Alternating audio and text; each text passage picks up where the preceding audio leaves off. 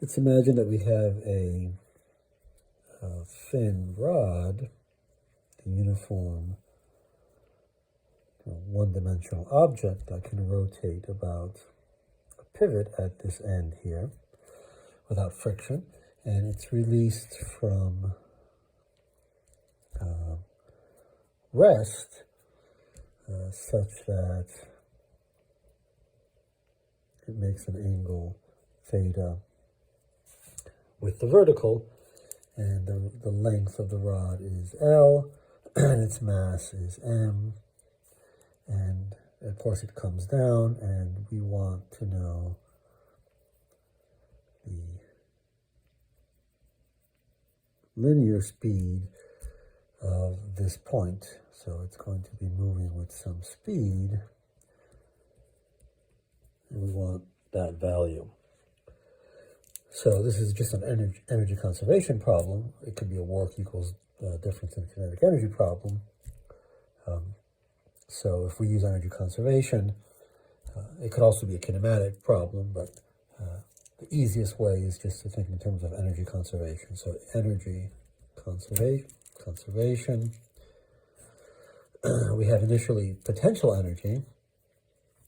So it's the center of mass that we care about. So the center of mass is there, and the center of mass ends up here.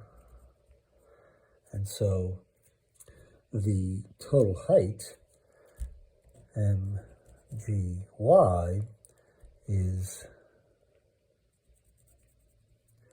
this plus this, and this is L over 2 cosine theta. So we have, this here is L over 2, so we have L over 2 plus L over 2 cosine theta. So we have mg L over 2 times 1 plus cosine of theta, and that will end up in kinetic energy 1/2 times the moment of inertia. We want the moment of inertia about this point, so that we can evaluate the speed about that point by just using the angular speed about this point times the distance from there, which will be L. So here we have mL squared over 3, and the angular speed here is this squared.